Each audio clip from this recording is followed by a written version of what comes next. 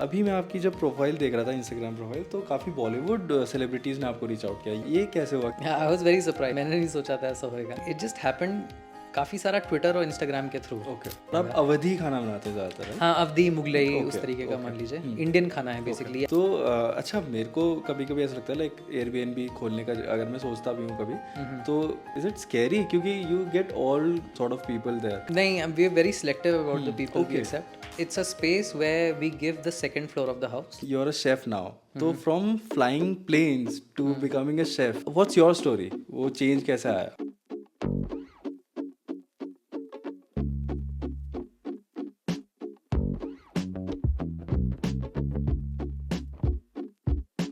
All right, 3, 2, 1, let's go. Okay, so Mr. Sameer Sevak, welcome to the Small Town Show. Thank you. How are you feeling? Pretty good. आपको small town show के बारे में पता था पहले से, या this is the first time जब हमारी टीम ने रीच आउट किया आपको? नहीं, I'd seen some clips Instagram पे. Okay, great. तो I'd seen some of the clips. Then I think Lokesh ओरी का इंटरव्यू था ये था, तो ये मैंने देखा था. Yes yes, okay, great. तो देहरादून में कहाँ से हो आप? देहरादून में कहाँ से हूँ मैं? अभी रहता तो बिस्ट गाँव में हूँ. Okay. And I used to stay on इंदरबा मार्ग, उससे पहले राजपुर रोड के पास. ओके, बिजगांव में काफ़ी अभी डेवलपमेंट हो रहा है, मतलब काफ़ी एयरबीएनबीज, रिजॉर्ट्स, प्रॉपर्टीज काफ़ी सारे खुल रहे हैं वहाँ पे. तो जब आप वहाँ गए आए थे तब कैसा था, और अभी कैसा है वहाँ पे? बहुत फ़र्क है. मैं वहाँ पे पिछले 3 साल से हूँ आई थिंक. जब आए थे तो वहाँ पे कुछ गांव के घर थे और कुछ थोड़े से नए लोग के जो बंगलोज थे वो भी काफ़ी पुराने थे, और कुछ बहुत पुराने फार्म हाउसेस थे ओके. जनरली.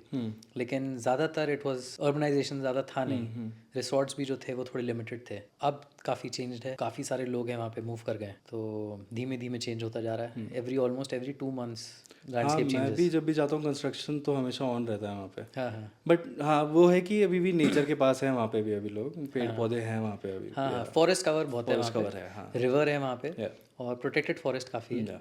और फिर एग्रीकल्चर लैंड भी काफ़ी है. तो वो अभी भी है वहाँ पे. बट जस्ट वही है कि जो लोग देहरादून के पुराने थे उनसे कोई बोलता है कि अरे देहरादून कितना अच्छा, कहते हैं अरे कहाँ, तो पहले हुआ करता था. हाँ, ये कंप्लेन रहती है, जो भी पुराने लोग हैं यहाँ के, आप जिनसे भी मिलोगे वो यही कंप्लेन करते हैं कि अब वो बात नहीं रहेगी. क्योंकि सिटी तो बहुत ही चेंज हो गई है. आउटस्कर्ट्स तभी भी बचे हुए हैं, बट सिटी तो मतलब अब मुझको अब वो लगता है बिस्ट गाँव के लिए कि अरे कहाँ पहले था. Exactly.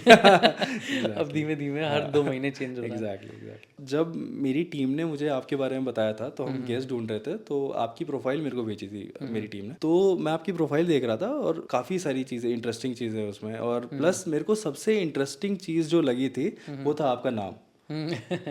I think Sameer Sevak is one of the coolest name that I've heard in a while. तो can you please tell me about yourself? आप कहाँ से हैं, आपकी फैमिली कहाँ से बिलोंग करती है? मेरे व्यूवर्स को थोड़ा बताएंगे अपने बारे में? हाँ बिल्कुल. नाम के पीछे एक्चुअली काफ़ी इंटरेस्टिंग स्टोरी है जो मुझको अभी रिसेंटली पता लगी थी. बचपन में सेवक नाम होता था तो कभी सोचा नहीं, लगता था हाँ यूनिक नाम है बड़ा अपना, और तो किसी का होता नहीं था जनरली. कुछ कभी सोचा नहीं उसके बारे में. एक बार फिर मैंने सोचा, पता नहीं किसी से पूछा था, शायद अंकल थे, ताऊ थे फैमिली में, तो उनसे पूछा तो उन्होंने बताया कि जो ग्रैंडफादर थे मेरे, उनके जो फादर थे, तो ऐसे ग्रेट ग्रैंडफादर, वो ऑर्फन थे. वो ओरिजिनली कैलकाटा से थे और उनको एक मिशनरी ने, बनारस में एक क्रिश्चियन मिशनरी थे, तो उन्होंने अडॉप्ट कर लिया था. क्योंकि जो क्रिश्चियन मिशनरीज होते थे उनका नाम होता था धर्म सेवक, उनको बुलाते थे धर्म सेवक, तो उनका ऑटोमेटिकली नाम धर्म सेवक पड़ गया, तो सब उनको धर्म सेवक बुलाने लग गए. उनका लास्ट नेम हो गया धर्म सेवक. Over the generations I think वो धर्म कट गया और सेवक रह गया. मेरा फादर जो है उनका जो मिडिल नेम है वो धर्म सेवक था, धर्म था और फिर लास्ट नेम सेवक था. और आई थिंक अब मेरे जनरेशन तक आते आते तो धर्म कट गया, अब सिर्फ सेवक रह गया. तो ये मुझको पता ही नहीं थी बात, मुझे बहुत बाद में पता लगी. ओके. तो आप एक पायलट थे, right? And then you are a chef now. तो from flying planes to becoming a chef, I think it's a very interesting story in itself. Because मैं जब भी ऐसी स्टोरी सुनता हूँ, मेरे को हमेशा, मैं काफ़ी क्यूरियस रहता हूँ जानने में कि वो चेंज आया कैसे. Because I was also an engineer. पहले I was suppose to be an engineer, but I am not an engineer right now. After engineering I left it and then I pursued acting, and then अभी मैं entertainment industry में हूँ. तो ये सारी stories जब भी मैं सुनता हूँ तो वो काफ़ी रिलेटेड फील करता हूँ, रिलेटेबल लगता है मेरे को काफ़ी. तो व्हाट्स योर स्टोरी? वो चेंज कैसे आया? चेंज कैसे आया? मैं एविएशन परस्यू कर रहा था और उसके लिए मैं कनाडा गया था ट्रेनिंग के लिए, तो मेरा कॉलेज और एविएशन ट्रेनिंग जो थी वहीं पे थी. और फिर मैं इंडिया वापस आया था अपना लाइसेंस कन्वर्ट करने के लिए. और जब मैं वहाँ पे ट्रेनिंग में ही था तो ना, जब गया था तो बहुत इंथुजियाज्म से गया था, क्योंकि बहुत न्यूज़ में आता था कि बहुत स्कोप है, एविएशन ऐसे इंक्रीज़ कर रहा है, इंडस्ट्री एक्सप्लोड कर रही है, बहुत डिमांड होगी पायलट्स की, बस इनकी सैलरीज ऐसी होती हैं और वर्क लाइफ बैलेंस बड़ा अच्छा होता है और ये होता है, और काफ़ी प्रेस्टीज थी पायलट को लेके। लेकिन साथ के साथ उस टाइम पे आई थिंक बहुत बड़ा एक सॉर्ट ऑफ एविएशन इंडस्ट्री बहुत बड़े टर्न से गुजर रही थी और चीज़ें बहुत जल्दी चेंज होने लग गई, एयरलाइंस बंद हो रही थी।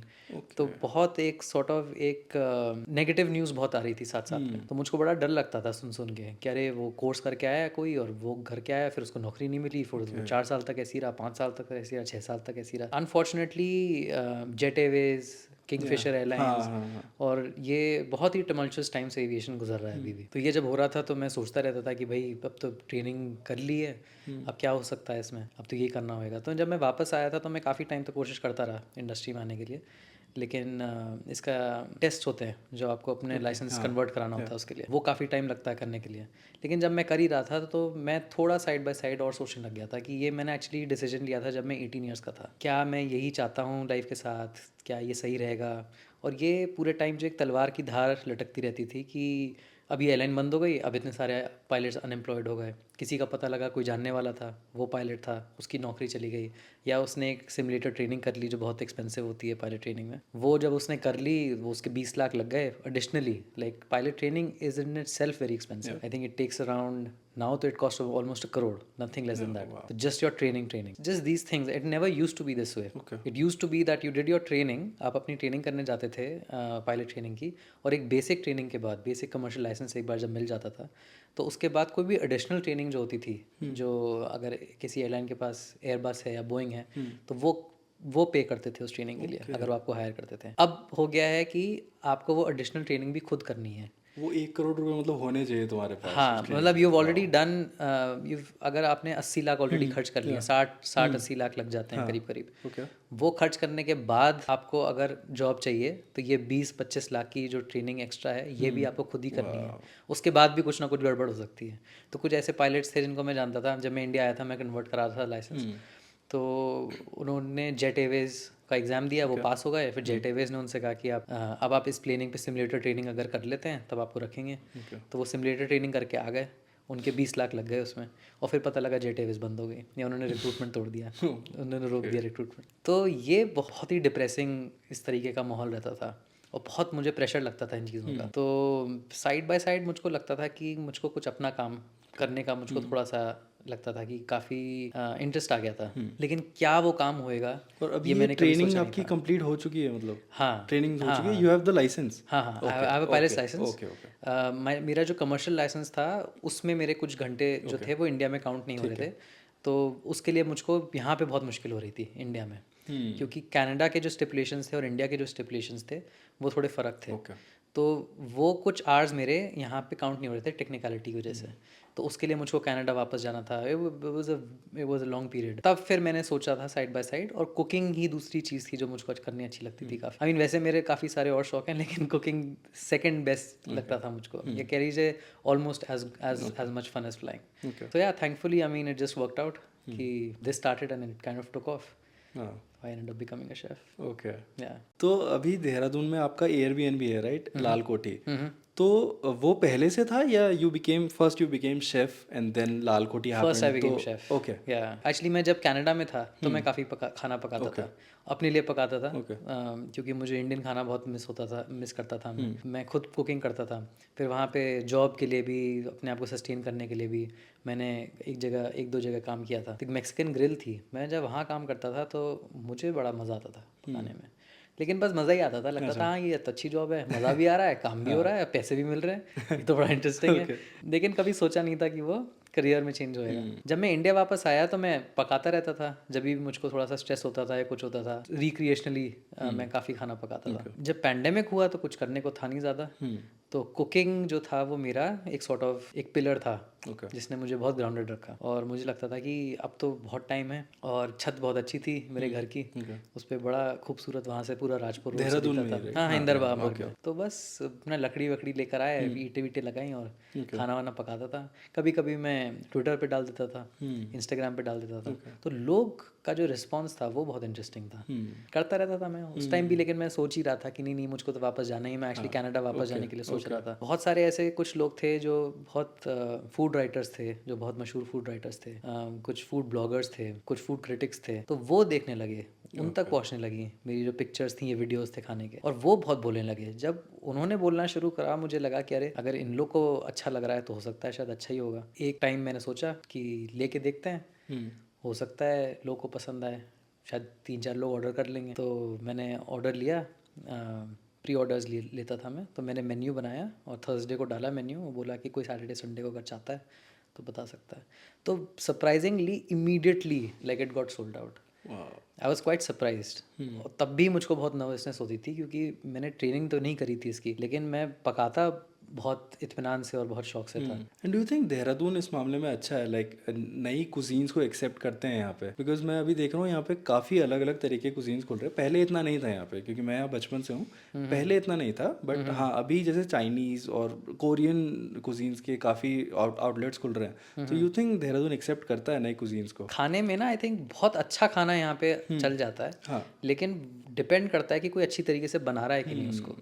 Exact. I think Korean cuisine भी खाने वाले, मैंने एक्चुअली जब मैं कर रहा था खाना मुझको लगता था पता नहीं कौन ऑर्डर करेगा, 3 दिन पहले ऑर्डर करना पड़ेगा, कौन इतना झमेला और आप लेगा। अवधी खाना बनाते हैं ज़्यादातर, राइट? हाँ, अवधी मुगलई उस Okay, तरीके का okay. मान लीजिए। इंडियन खाना है basically, actually north Indian Okay. जो एक अवधी बेल्ट है बेसिकली, लखनऊ, अलीगढ़, हाँ, ये वाली जो बेल्ट है, इस रीजन से ज़्यादातर सारी कुजीन है।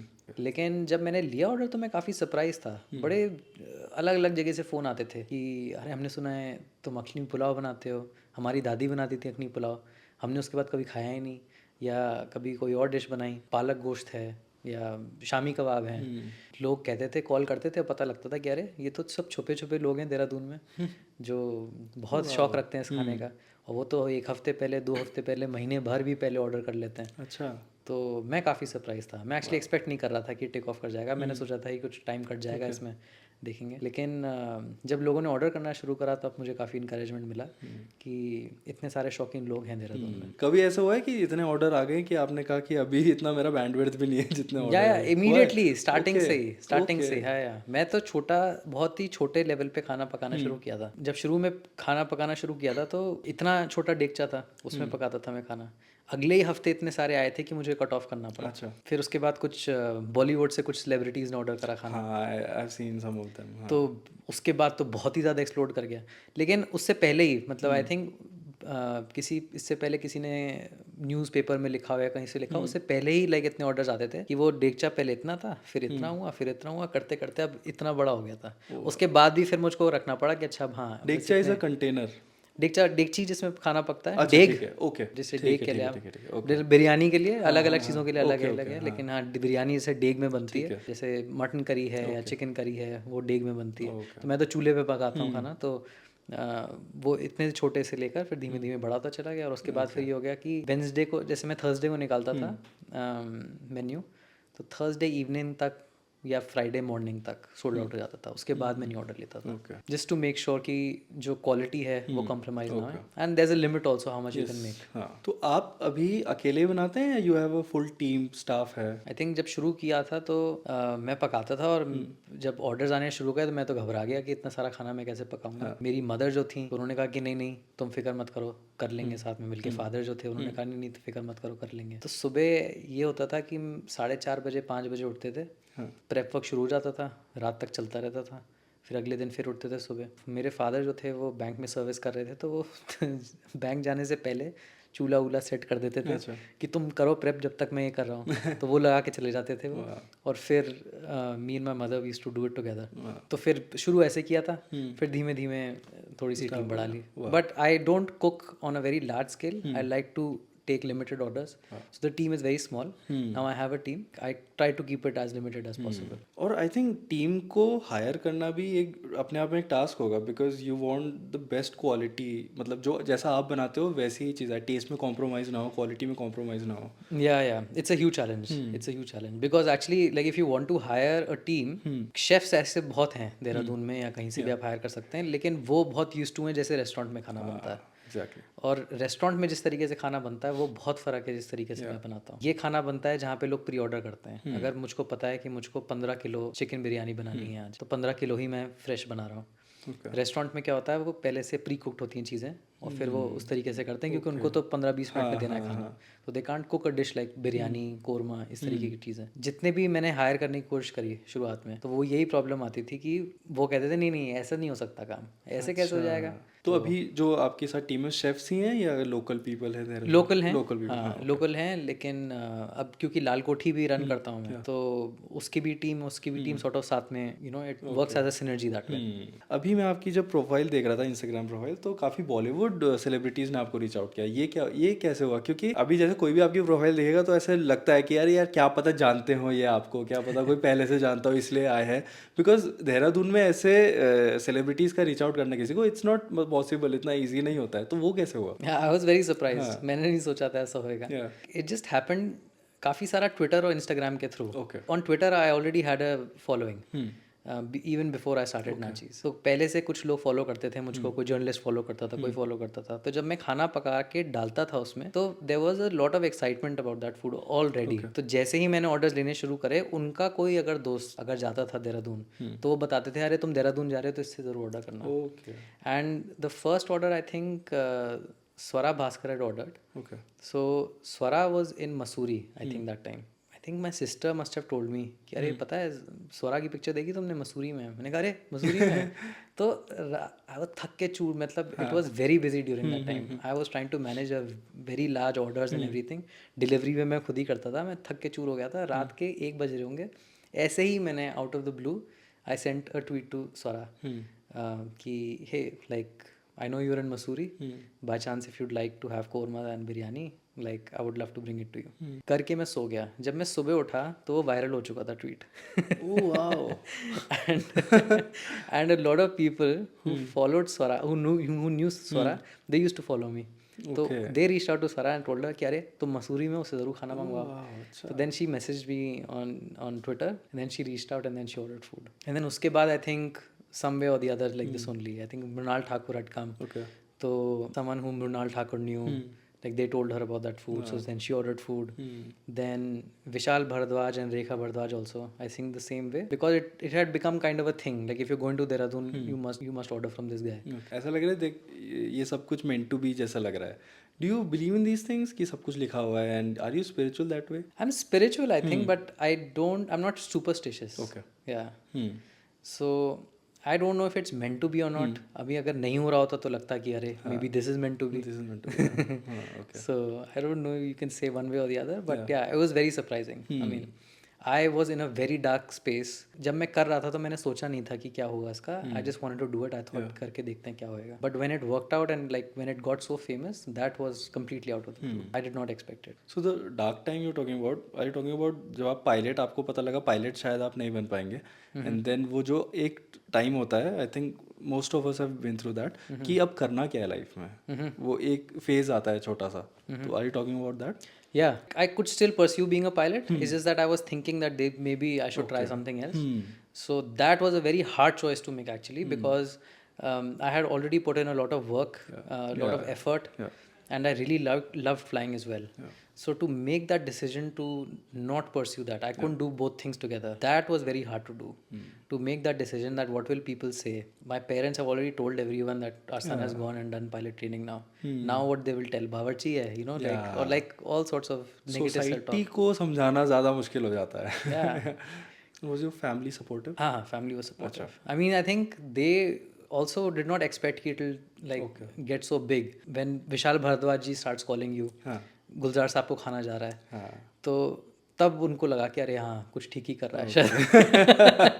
हाँ एग्जैक्टली, ये चीज़ें कुछ होती हैं जिनसे हमको उनको बिलीव करवा सकते हैं कि अब सब कुछ सही चल रहा है। Yeah but they were very supportive. Okay, तो लाल कोठी कैसे आपने स्टार्ट किया? When I started Naacheez, a lot of people would say कि अरे हम देहरादून आ रहे हैं, कहीं पे खाना भी मिल जाए अगर हमको, ऐसा बहुत लोग थे ऐसे, वो आते थे, चाहते थे घर पे खाना खा लें आके, थोड़ा सा बातचीत कर लें और मिलना भी मांगते थे बहुत, और खाना भी खा लें। तो बहुत लोग आते थे ऐसे कहते थे, तो मैं तो सिर्फ डिलीवरी ही कर रहा था खाने की। तो मुझको कुछ आइडिया आया कि ये तो एक्चुअली उतना बुरा नहीं रहेगा अगर घर में एक्चुअली बना ही रहा था फैमिली के साथ। उस टाइम पे बिस्ट गाँव में जब ज़मीन देख ही रहे थे, ये सब हो रहा था, तब मुझको लगा कि यार ये तो जगह भी बहुत खूबसूरत है, और अगर कहीं पे लोग जाते हैं तो एक अगर खूबसूरत जगह मिल जाए, पीस एंड क्वाइट जगह मिल जाए, खाना अच्छा मिल जाए, तो यही दो चीज़ें रहती हैं। और देहरादून तो है ही खैर बहुत खूबसूरत। तो बहुत मुझको रिक्वेस्ट आते थे कि हम खाना यहाँ पे आ रहे हैं, हम मसूरी जा रहे हैं, लेकिन खाना हमको यहाँ से चाहिए। तो मैं सोचता अगर होम स्टे खोल लेते हैं तो all those people who want great place to live, great place to stay, peaceful place and great food, this would be like a great place for them to come. Then while building the house only with my family, we kind of discussed ki we will build a homestay. And then my father liked growing vegetables and stuff, तो वो उनका plan था retirement का। हाँ, I've seen some pictures, आप वहीं से ही शायद से प्लग करते हैं अपने वेजिटेबल्स। हाँ, तो वो बचपन में करा करते थे काम अपने फादर के साथ। वो लोग काफ़ी चीज़ें उगाते थे, मुर्गियाँ पालते थे, ये सब करते थे। तो उनको अपने रिटायरमेंट में ये करना था। तो मैंने कहा इससे तो और बढ़िया बात ही क्या है कि वेजिटेबल्स अगर फ्रेश मिल जाएंगी घर में, he will be very happy doing that. You know people will be coming in, अलग अलग तरीके के लोग आएंगे। तो this is something that we can do, it will all work out. आप वहीं रहते हो या हाँ, वहीं पर ही रहते हो? ओह वाह, नाइस। तो अच्छा, मेरे को कभी कभी ऐसा लगता है लाइक एयरबीएनबी खोलने का अगर मैं सोचता भी हूँ कभी, तो अगर जैसे आप वहाँ रहते हो तो कभी कभी is it like sometimes is it scary, क्योंकि you get all sort of people there? नहीं, we are very selective about the people we accept. Okay, So yeah, I mean it's a space where we give the second floor of the house. It's got a private access, and then guests जो रहते हैं वहाँ पे उनके पास पूरी privacy रहती है. So that whole place we just give to one group. तो एक तो पहले कोई mix नहीं हो रहा है. Generally लोग आते हैं जो अपना स्कूल का रियूनियन कर रहे हैं या पेरेंट्स को कहीं बात अच्छी जगह लेकर जाना मांगते हैं, तो they take that place and then we generally like talk to them before giving the place. Okay, हाँ। अच्छा, और अपनी प्रॉपर्टी अगर हमको एयरबीएनबी में डालनी है तो क्या प्रोसेस रहता है उसका? वेरी इजी, जस्ट एयरबीएनबी के वेबसाइट पे जाके you register your property and address डालो, पिक्चर्स डालो, कितना चार्ज करना मांगते हैं, वो पूरा प्रोसेस है। I think immediately it starts and I think 10 दिन में स्टार्ट हो जाती है, ऐसा कुछ है। They approve your thing, just make sure that it's a legit place, and once that's done I think 3 महीने का टाइम होता है या 2 महीने का टाइम होता है, where you have to give some sort of certification कि ये है जगह। they do that उतने टाइम में, एड्रेस प्रूफ के साथ साथ गवर्नमेंट डॉक्यूमेंट जो देने होते हैं, लेकिन इमीडिएटली शुरू हो जाता है। वो 3 महीने आपकी प्रॉपर्टी चलती रहती है and then they make sure कि that place is legit. Super host कैसे बनते हैं एयरबीएनबी में? क्योंकि मैंने देखा कुछ होस्ट होते हैं, कुछ सुपर होस्ट होता है। Super host is a property जहाँ पे consistently guest have given I think 4.8 से ऊपर है रेटिंग अगर मिलती है उनको। अच्छा, उसके कुछ पैरामीटर्स हैं, उसमें से एक रेटिंग बहुत इंपॉर्टेंट पैरामीटर है और एक मिनिमम नंबर ऑफ बुकिंग्स वो पैरामीटर है। तो अगर आपके कंसिस्टेंटली गेस्ट जो हैं वो 4.8 आउट ऑफ 5 देते हैं आपको, एक ये क्राइटेरिया है। एक है नंबर ऑफ बुकिंग्स होनी चाहिए एक particular, I think 10 bookings in a month, नहीं इन अ क्वार्टर आई थिंक, ऐसा कुछ है। और रिस्पॉन्स रेट आपका हाई होना चाहिए। तो व्हेन गेस्ट मैसेज यू उस पर कोई बुक करने के लिए, तो एयरबीएनबी पे जो सिस्टम है वो बहुत कंट्रोल्स के साथ आता है। आप चाहें तो आप अपनी प्रॉपर्टी इंस्टेंट बुक पे रख सकते हैं, चाहें तो आप ये देख सकते हैं कि जो गेस्ट आए पहले आपसे बात करे, बताए कौन है वो, क्या करते हैं, या जो भी आपको पूछना हो तब आप उसको एक्सेप्ट करें। तो वो रिस्पॉन्ड आप अगर करते हैं विद इन 24 आवर्स या जितने जल्दी करते हैं, वो कुछ आपकी रेटिंग मेंटेन करता है। बट बेसिकली द गेस्ट का एक्सपीरियंस कितना हाई है consistently, that makes a huge difference. तो आप जो लाल कोठी में जैसे गेस्ट आते हैं तो आप उनके लिए खाना खुद बनाते हैं, आपकी टीम है? हाँ, मतलब मिक्स है। नाउ आई हैव समवन हाँ, बिकॉज़ आई एम श्योर कि आप सबके लिए तो खाना नहीं बना पाएंगे। या there's a cook who I'm training right now. So जब शुरुआत करी थी तो me and my mother we used to kind of split. We used to kind of split कि there were some dishes which I used to make and then some dishes she used to make, and then we were doing that, and it was quite hectic actually, because running the B&B and doing the cooking and running nachis and everything was becoming quite a bit. तो then I hired a cook and उसको सिखाने में काफ़ी time लगा। So वो क्या होता है कि वो he would do some of the stuff, chopping cutting कर दी उसने, फिर मैंने उसको दिखाया कि अच्छा ऐसे ऐसे करना ही है, रेसिपी लिख के दी, कितना समझ में आ रहा है कितना नहीं आ रहा है। तो like there is a whole process to it, but now he does some of the dishes and then some of the dishes I make and then some of the dishes my mother makes, but we are all trying to train him कि then he can manage all of the cooking at least. But just the standard should be exactly the same, how either me or my mother would cook is what we're trying to get him at.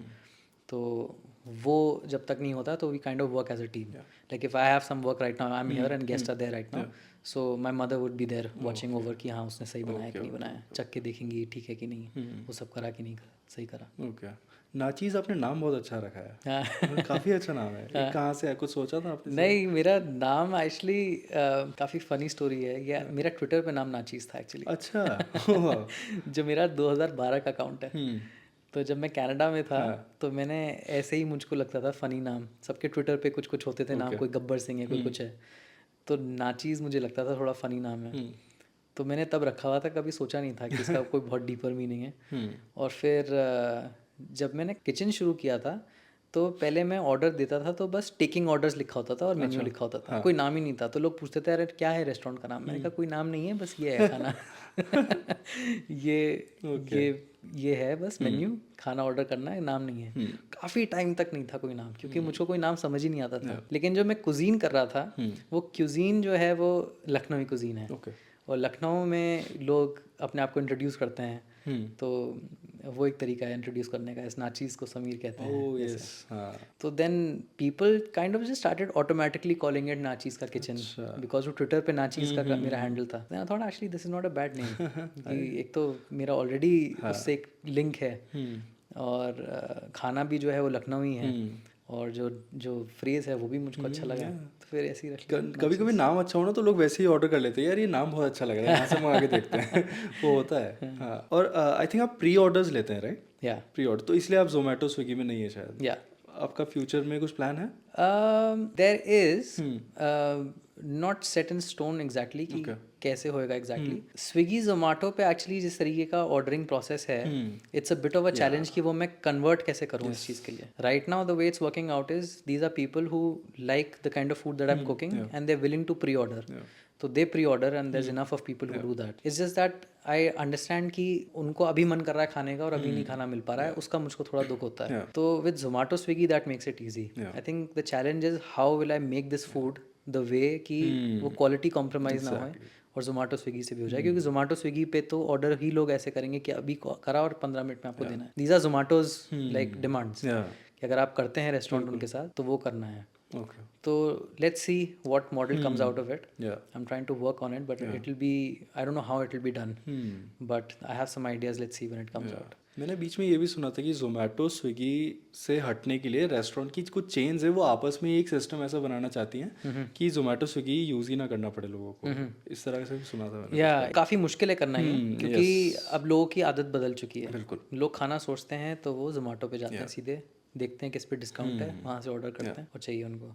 अगर आप जोमेटो स्विगी पे नहीं हैं तो I don't think कि वो दिमाग में भी, जहन में भी आएगा उनके कि हम यहाँ से ऑर्डर कर सकते हैं खाना, अगर उनको दिखेगा नहीं सामने.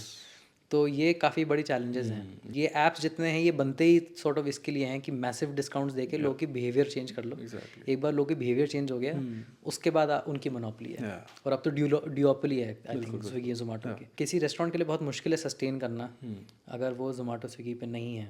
लेकिन जब जाते हैं वहाँ पे तो उनका बहुत बड़ा चंक रेवेन्यू का जोमेटो स्विगी ले लेता है. अच्छा, खाना जब हम बनाते हैं तो मैंने मतलब ये सुना है और हमारे काफ़ी रिलीजियस टेक्स्ट में भी लिखा हुआ है कि खाना जब हम बनाते हैं तो हमारा इंटेंशन भी खाना बनाते हुए अच्छा होना चाहिए. उससे भी उस खाने में बहुत फ़र्क पड़ता है. Like you are giving energy to that food, positive negative जो भी है. तो do you believe in that? या डेफिनेटली. खाने का टेस्ट कहाँ से आता है ये मुझको नहीं पता, लेकिन ये मैंने देखा है कि जो लोग दिल से खाना बनाते हैं वो खाने की बात ही अलग है. अच्छा भी नहीं बना होगा अगर उनसे उतना, लेकिन तब भी ज़्यादा ही बेटर होगा जो आधे मन से बनाता है. ये मेरी दादी थी एक्चुअली, उनको मैंने ऑब्जर्व करा था. तो वो इतने दिल से पकाती थी ना लोगों के लिए खाना कि बड़ा कंसिस्टेंट उनका बहुत ही बढ़िया बनता था. कभी कभी कमेंट करती थी वो ऐसे ही, अरे बड़ी बरकत है उसके हाथ में, ऐसा बनाता है ऐसा बनाता. तो वो बोलती थी, तो वो मैं नोटिस करता था. और बड़े दूर दूर से लोग आते थे उनसे खाना खाने के लिए. लाइक हमारे रिश्तेदार थे जितने थे, तो आगरा में हम लोगों का घर हुआ करता, दादी जिसमें रहती थी. तो जितने भी उनके भाई बहन थे, चाहे यूएसए में हो, कोई कनाडा में हो, कोई कहीं हो, कोई बरेली में हो, कहीं है, वो सब आके आगरा वाले घर में कॉन्ग्रीगेट करते थे काफ़ी सारे ओकेजन्स पे. तो जब वो आते थे तो सब आते इसलिए थे कि बुआ बोलते हैं लखनऊ में बहन को, उनको बुआ बुलाते थे. वो बड़ी बहन थी सबकी. तो उनको बुआ बुलाते थे कि अरे बुआ के हाथ का पुलाव खाएंगे, बुआ के हाथ का कोफ्ता खाएंगे, ऐसा खाएंगे। बहुत पसंद करते थे लोग उनका खाना। बिकॉज अगर हम इस चीज़ को लेके थोड़े कॉन्शियस भी हो जाए ना, तो हम देखेंगे कि कभी कभी बाहर का खाना खा के ना, कभी कभी ऐसा होता है हम खुद, हमारा मूड खराब हो जाता है अपने आप ही। इट्स बिकॉज मे बी जो बना रहा है उसने अपनी नेगेटिव एनर्जी को डाली हो, चिड़ चिड़ के खाना बनाया हो, कुछ घर की प्रॉब्लम हो, तो उस वजह से भी होता है। बट ये चीज़ मैंने कभी कभी नोटिस करी है अपने ऊपर भी। बाहर से कभी खाया तो अपना मूड अपने आप ही खराब हो जाता है, या पेट में कुछ अजीब लगता है, तो may be it's because of that. हो सकता है, I don't know। लेकिन बाहर का खाना ये है कि बाहर कौन बना रहा है आपको तो नहीं पता। और वो शेफ है, आज उसको डांट पिटी, आज उसकी इंस्टॉलमेंट नहीं गई, या क्या उसके घर में प्रॉब्लम है, और उसने वो भी पता नहीं शेफ भी क्यों बना वो, उसका भी नहीं पता। लेकिन जहाँ नमक डाल रहा होगा तो डाल देगा गुस्से में, या कम डाल देगा, डल भी रहा होगा नहीं डल रहा होगा, उसको क्या फ़र्क पड़ रहा है। तो उसका तो फ़र्क पड़ेगा ही पड़ेगा। और आप आई थिंक चूल्हे में बनाते हैं अभी भी? हाँ, डिपेंड करता है। अगर ज़्यादा खाना बनता है तो चूल्हे पे पकाता हूँ मैं। तो उससे फ़र्क पड़ता है खाने में? खाना अगर आप ज़्यादा क्वांटिटी में बना रहे हैं तो पड़ता है। ओके।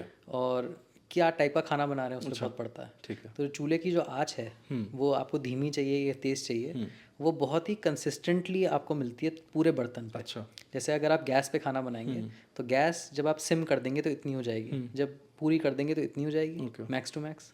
लेकिन बर्तन आपका यहाँ तक है, तो वो कंसिस्टेंट उसको हीट नहीं मिलेगी। चूल्हे पे क्या है कि आपने ईंटें रखी, देगचा रखा अपना पूरा, और आपको अगर यहाँ तक अपनी रखनी है तो कोयले आपने फैलाए यहाँ तक, तो पूरा कंसिस्टेंटली उसको धीमे आंच पे पका रहा है। तो वो जो कंसिस्टेंटली पकता है खाना, वो फ़र्क देता है खाने में।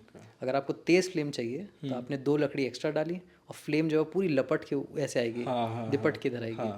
तो वो आपको बहुत से खानों में, कुछ कुछ डिशेस में चाहिए होती है, वो गैस पे आप दे नहीं सकते इफेक्ट। जैसे बिरयानी अगर बनती है तो बिरयानी में एक पॉइंट पे बहुत तेज़ आग चाहिए, जब बिल्कुल जैसे आपने चावल डाला तो डलते ही उसमें एकदम से उबल जाना चाहिए।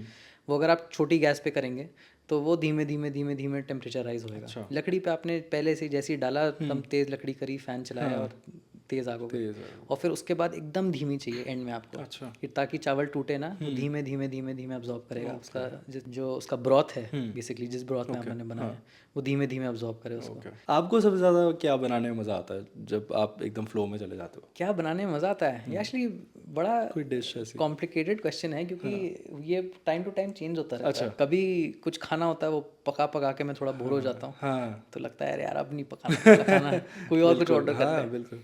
अभी था किसी ने ऑर्डर किया था, तो कोई मटन बिरयानी किसी ने ऑर्डर करी थी, मैंने कहा यार चिकन बिरयानी कर लीजिए। हाँ ठीक है आप चिकन बिरयानी कर लीजिए। लेकिन असलियत में था कि मैं इतना ऑर्डर आ चुके थे मटन बिरयानी के करते करते कि मुझे कहा यार चिकन बिरयानी नहीं बनाई बहुत टाइम से, तो वो बना लेते हैं। लेकिन मुझको वो वाले खाने बहुत पसंद हैं जिसमें कुछ हेरिटेज अटैच्ड है। कुछ ऐसे खाने जो लोग भूल गए हैं, कुछ लोग ऐसे खाने जो लोग को पसंद बहुत हैं लेकिन अब उनको बनाने की कोई मेहनत नहीं करता। ऐसे खाने जिनसे लोगों की यादें जुड़ी हैं, बिल्कुल वो खाने मुझे बनाने बड़े अच्छे लगते हैं। उसके पीछे कुछ स्टोरी हो, कुछ उसके पीछे कुछ इमोशंस हो। जैसे यखनी पुलाव जो है वो दादी बनाती थी, और ऑल द सीखा मैंने सब मम्मी से है, काफ़ी सारी चीज़ें इसमें जो इसकी बारीकियां हैं वो दादी थी नहीं जब मैंने खाना पकाना शुरू करा, लेकिन मैं देखता था उनको, और वो जब बनाती थी चूल्हे पे खाना तो वो लाल हो जाती थी, बिल्कुल कुमाऊँ की थी वो, चूल्हे के पास होती थी तो बिल्कुल गुलाबी उनके गाल हो जाते थे। और मेहनत से बनाती थी, ऐसे बनाती थी, आग जल रही है और फिर प्याज जा रही है और टिट आवाज़ आ रही है, मुझे बड़ा एक्साइटिंग लगता था। वो खाना पकाने में बड़ा मज़ा आता है, जो कुछ हेरिटेज से रिलेटेड चीज़ें हैं। कुछ कुछ ऐसी डिशेज़ हैं, कीमा करेला है, कीमा करेला कहीं रेस्टोरेंट में नहीं मिलेगा। मैंने भी ऐसे सोचा कि भाई मुझको तो पसंद है, मुझको लगता है अच्छी डिश है, होंगे शायद कोई और भी जो इसको पसंद करेगा, तो मैंने रखा मेन्यू में। मैं बड़ा सरप्राइज रहा कि कितना पसंद आया लोगों को।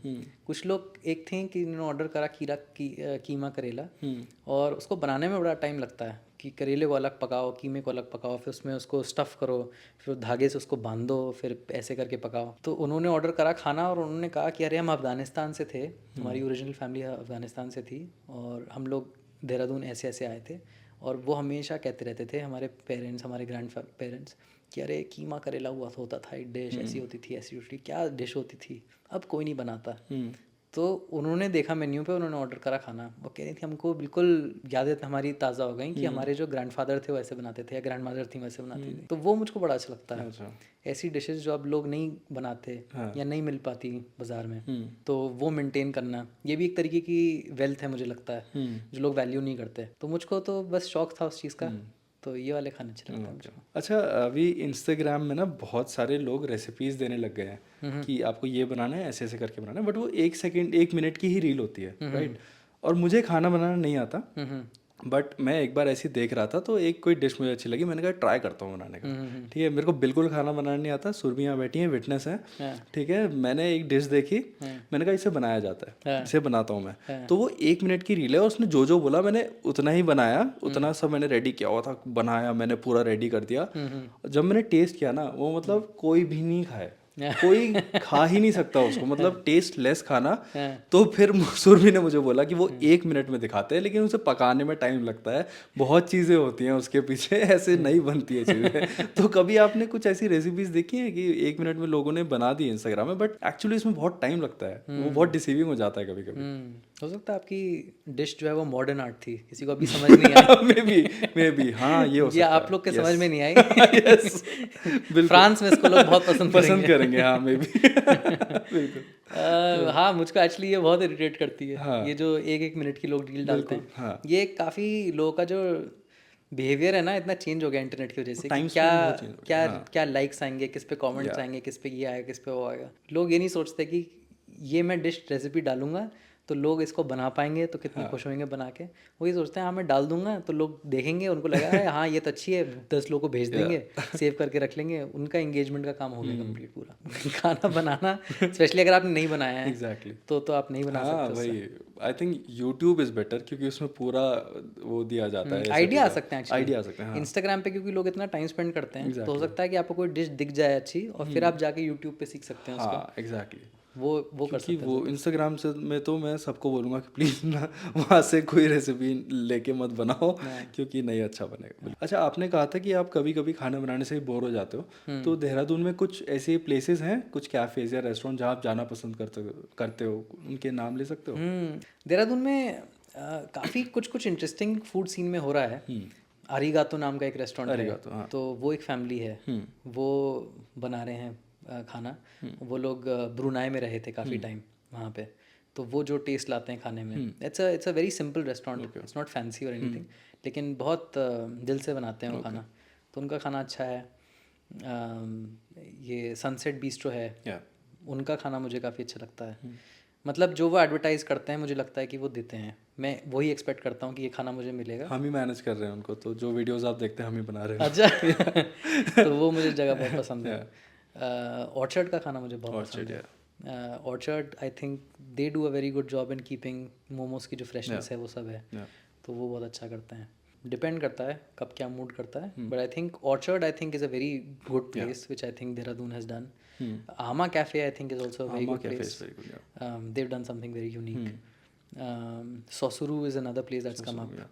वो जापानीज खाना करते हैं, तो they do it quite well. Actually मैं इतना खाना पकाता हूँ कि बाहर जाने का मौका नहीं मिलता, नहीं मन करता होगा।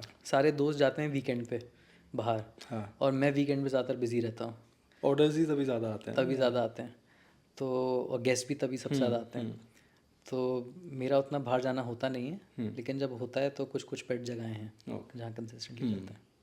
आपकी हैं कोई पेट जगह है देहरादून में? मैं ज़्यादातर टी बिस्ट्रो भी जाता हूँ, मैं ज़्यादातर आमा हम लोग ज़्यादा जाते हैं, and Piccolo is actually also very good. Piccolo बहुत अच्छा है, मैं बहुत टाइम से गया नहीं हूँ वहाँ पे। पिकोलो बहुत अच्छी जगह है। Piccolo I think is one of the places which I respect a lot, क्योंकि वो जिस क्वालिटी का खाना देते हैं, जिस लेवल की सर्विस देते हैं, I know the work that goes behind that. It is not easy, and they put a lot of effort into it. It's very visible.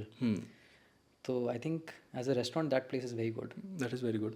Cocoa भी हमें बहुत अच्छा लगता है। कोको भी हम काफी जाते हैं। कोको बहुत जाते हैं। Zaafran. Koko is my favorite actually. Koko is really good. मैं अभी आ रहा था रास्ते में, तो मेरा मन थोड़ा डगमगा रहा था कि मैं एक रुक के पिज़्ज़ा खाते हुए जाऊँ कि नहीं खाते जाऊँ, क्योंकि मैं बहुत दूर रहता हूँ अब, तो मैं कोको आ नहीं पाता, और वो जो पिज़्ज़ा बनाते हैं उसका डिलीवरी में मज़ा नहीं है। तो जब मेरा उस तरफ को चक्कर लगता है तो मैं कोको ओके होते हुए जाता हूँ. देर आर कोको का जो pizza what they've done, they've done an amazing job. या तो अभी हम इतने सारे रेस्टोरेंट्स और खाने की बात कर ही रहे हैं, तो how can we forget Dehradun के मोमोज जो यहाँ के इमोशन है. Do you like momos? या मोमोज तो एक इमोशन है, वो मूड है. हाँ. और वो जब आता है तो मोमोज तो चाहिए फिर. किधर किधर से खाते हो आप? ऑर्चर्ड. ऑर्चर्ड से. Okay. Orchard, Asia 7 also. Hmm. Depends on the mood. और अगर निकल गए कहीं ड्राइव पे तो जिस ठेल पे रुक गए उस ठेल पे खा लिया. कभी आपने यहाँ पर खाए हैं गढ़ी के पास? गढ़ी के बाद मैंने सुना है, मैंने खाया नहीं कभी. एक एमीज है, एक आदित्य भी है वहाँ पे, डाउनटाउन है, काफ़ी अमेजिंग मोमोज बनाते हैं. अच्छा. बहुत amazing momos. You should try Emmys के, कभी ट्राई करिए. एमीज हाँ, गढ़ी के पास ही है. ये पूरा एरिया जो गढ़ी का है ना, यहाँ पे मोमोज आपको ऐसा ये वाली कुजीन बहुत अच्छे खाना बनाते हैं लोग. बहुत अच्छा तिब्बतन खाना, कोरियन खाना, मतलब यहाँ पे आपको अच्छा खासा मिल जाता है. एक जगह थी ओल्ड राजपुर में, वहाँ मैं खाता था. वो एक मुस्लिम टिबेटन अच्छा फैमिली चलाती है. अच्छा. का नाम मुझे ध्यान नहीं आ रहा. हो सकता है लासा किचन ही हुआ है. लासा के एक्चुअली लासा, काफ़ी अच्छे हैं. एक तो लासा वो वाला है जो राजपुर पे है. हाँ. जो अंदर जाते हैं गली के और वहाँ पे जाके काफ़ी बड़ी सी जगह एक वहाँ है. उसके भी मोमोज बहुत अच्छे हैं. एक पुरकुल में भी आए थे. पुरकुल में लासा नहीं है. आई थिंक पुरकुल में पुरकुल कैफे है. पुरकुल कैफे तो है हाँ. उनके भी मोमोज अच्छे हैं एक्चुअली. हाँ. आपने कभी वहाँ के खाए टंडन के मोमोज? हाँ, टंडन के काफ़ी फेमस. टंडन के बहुत अच्छे हैं. मैं एक्चुअली काफ़ी सरप्राइज था कि जब कहना टंडन के मोमोज, यू नो लाइक कोई होगा टिबेटन नाम तो लगता ऑथेंटिक होए. हाँ नहीं, वो काफ़ी अच्छे मोमोज बनाते हैं. उसके मटन मोमोज बहुत फेमस है. मैंने तो अब नॉनवेज अब छोड़ दिया है, बट जब मैं खाता तो मटन मोमोज तो वहाँ के बहुत ही अच्छे हैं. मतलब इतने अच्छे नहीं मिलेंगे आपको कहीं और. हाँ, काफ़ी टाइम हो गया. अच्छा हुआ आप दिला. हाँ नहीं, आप कोको से पिज्ज़ा खाते हुए आप टंडन जा सकते हैं मोमोज खाने. पुरकुल कैफे के भी एक्चुअली काफ़ी पुरकुल कैफे बहुत अच्छा है. हाँ. वो जगह काफ़ी अच्छी बनाई है उन्होंने. छोटी सी काफी जगह हाइट है. में जाके भी है ना, काफ़ी अच्छा. हाँ, काफ़ी हाइट में जाके है. लेकिन मेरा थोड़ा सा कनंड्रम है कि मैं उनको मेंशन करूं तो वहाँ पे ज़्यादा लोग पहुँच जाएंगे और हाँ जस्टिस भी नहीं होगा नहीं मेंशन करूँगा तो. लेकिन वो जगह काफ़ी अच्छी है. काफ़ी अच्छी जगह है. ऐसी देहरादून के थोड़े आउटस्कर्ट्स में जाके ना काफ़ी सारी ऐसी जगह है जो बहुत अच्छी बनाई गई है. खाना बहुत अच्छा मिलता है वहाँ पे. और देहरादून में कहाँ कहाँ घूमने जाते हो आप, जब भी फ्री टाइम मिलता है, घूमने का मन करता है? देहरादून में मैं एक्चुअली निकल जाता हूँ ऐसे.